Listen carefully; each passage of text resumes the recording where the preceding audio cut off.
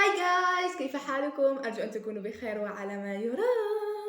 اشتقت إليكم كثيرا كثيرا كثيرا. طبعا أعرف أني غايبة من 3 أشهر تقريبا يا أخي. 3 أشهر بك يا أخي، مفروض 3 أشهر. أخيرا رجعنا، عدنا والعود أحمد.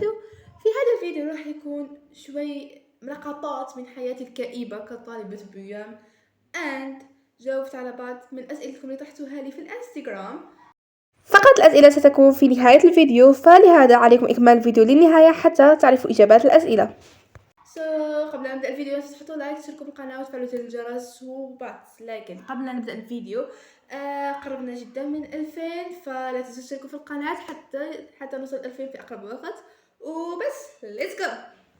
Both had demons, but it's funny how time reveals it all. And you stayed out the night after we had a fight. هنا كنت أعيد في الدروس من بداية السنة. لا أكذب عليكم أن الموضوع كان جد جد جد جد ممل، لأنه تحس نفسك أنك تعيد في أشياء أنت في الأصل عارفها ومعلومات فاتت عليك من قبل. أخيرا قررت أني أكافئ نفسي وأشتري شيبس.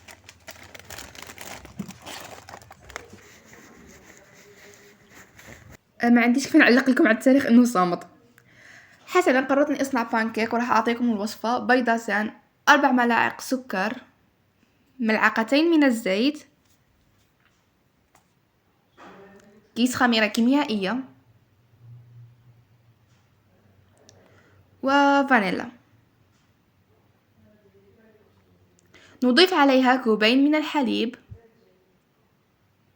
وكوبين من الطحين أيضا. الآن نخلط بالخلاط الكهربائي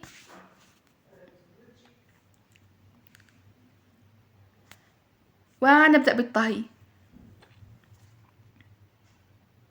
مرحبا بكم في لحظة الحقيقة. واو، أعطوني تعليق على الشيف ندى. مع أزمة التواريخ البايخة، جايز اللي يحفظوهم كيف قدرتوا تحفظوهم؟ أعطوني الطريقة. واحد من أطول المسلسلات اللي تفرجتها من ناحية مسلسلات تركية، سلطان عبد الحميد، حاليا راح يوصل 200 حلقة.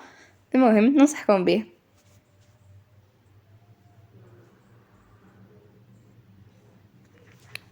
استعراض الكراس الجغرافيا. المهم الجغرافيا على العموم مكانتش بزاف صعبة، سهلة، تعتبر ثقافة عامة. الراعي الرسمي لدروس العلوم الشيخ شابو.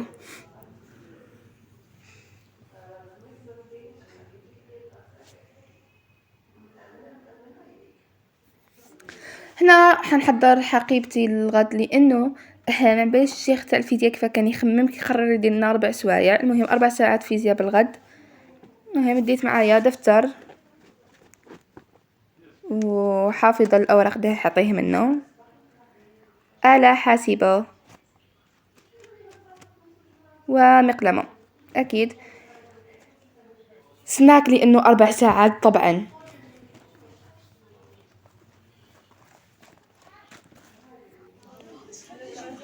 صورة لكم من وسط 4 ساعات الفيزياء.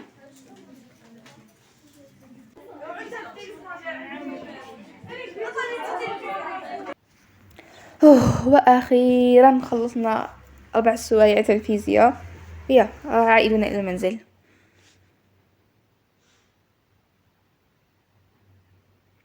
لا تنسوا تشتركوا في القناة حتى نوصل 2000.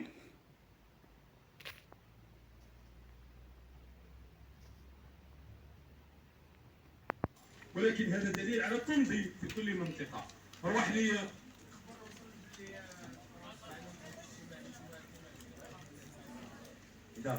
قررنا نأخذ الأمير الصغير إلى مدينة الألعاب، فخلص أخذكم معي. جيب له خونا الصغير يلعب. هذه هي.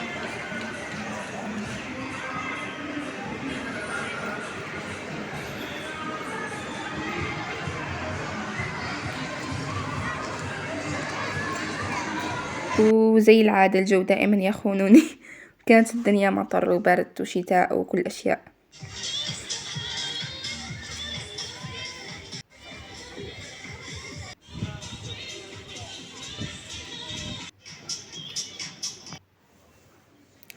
هنا قررت نعت لكم حسي الطفولي اللي الناس تكبر بصح انا نقعد صغيره واروح لجهه الالعاب.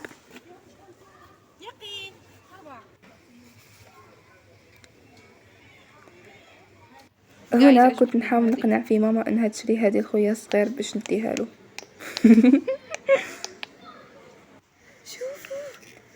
جايز اكتشفت حاجة مؤلمة بزاف، على حقائب البنات الصغار يكونوا أحسن من حقائب البنات الكبار وأجمل وأكيد كذلك.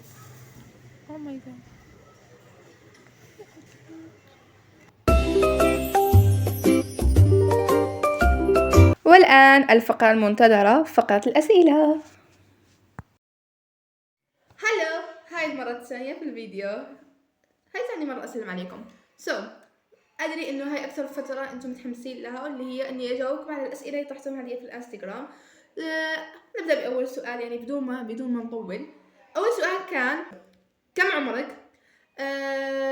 عمري 14، لا يزال سوى 15 يوم ويصير عمري 15 سنة، ولكن جايز بما أنه لم يصل يوم ميلادي بعد فلا يزال عمري 14 سنة. فيا السؤال الثاني: من وين؟ من الجزائر. في أي سنة تدرسي؟ في السنة الرابعة متوسط. شو لونك المفضل؟ اوكي، ما عندي لون مفضل محدد لانه من فترة لفترة اغير لوني المفضل. قبل كان اللون البنفسجي والان انا مع اللون البني. في يوم من الايام يعني ابقى بالحاجة بغير اللون. السؤال اللي بعده: كم طولك؟ طولي 170. نيكست. السؤال اللي بعده: من اي ولاية؟ انا من ولاية قسنطينة. السؤال اللي بعده: ليش انتي حلوة؟ الله يبارك عيونك الحلوين حبيبتي. السؤال الذي يليه: كيف حتى جات في راسك فكرة تفتحي قناة يوتيوب؟ أجاوب على هذا السؤال بكل صراحة. أنا من سنة ثالثة متوسط، يعني من عمر 9 سنوات 10 سنوات كان يستهويني الموضوع، وكنت أروح أقول لماما إنه حابة أفتح قناة يوتيوب وهيك. ففي يوم كانت هي دائما تجاوبني إنه أعطيني المحتوى اللي حابة تقدميه على اليوتيوب وبعدين افتحي. فلما اجتني فكرة المحتوى وقررت شو هو المحتوى اللي نقدمه في اليوتيوب، طبعا فتحت القناة. السؤال الذي يليه: ما هي أكثر صعوبة واجهتك في البدايات؟ أكثر صعوبة واجهتني في البدايات قلة الخبرة، وكذلك نقص الدعم في القناة لأنه دعم قناتي كان السؤال الذي يليه: من وين تجيك أفكار الفيديوهات؟ أفكار الفيديوهات أنا بقناتي في نوعين من الفيديوهات اللي هو الفلوجات والنصائح. بالنسبة للفلوجات فيكونوا لقطات من أيامي عشوائية بعدين أجمعهم في فيديو أعطيكم عنوان فيديو. أما النصائح فيكون يا إما شيء حدث لي وحبيت أني أشارككم تجربتي فيه، ولا شيء حدث في محيطي يعني في البيت ولا في القسم، ولا مشكلة أشوفها في السوشيال ميديا. نيكست. السؤال الذي يليه: شو اسمك؟ اسمي ندى. متشرفين. السؤال الأخير لليوم: شو آخر رواية قرأتها؟ آخر رواية قرأتها كانت سلسلة أنا هي الحرب لأنها كيارا. وبعده شو سؤال؟ إذا قرأت الزمهرير أعطيني رأيك فيه. الصراحة أنا قرأت سلسلة أبابيل كلها اللي هي ملحمة النار والطين، ولكن الزمهرير أنا الصراحة فلست وما اشتريت الكتاب فسمعته، وسمعت فقط الجزء الأول. لما أخلص أسمع الأجزاء كلها راح أعطيك رأيي فيه. مع السلامة، نلتقي في فيديوهات لاحقة.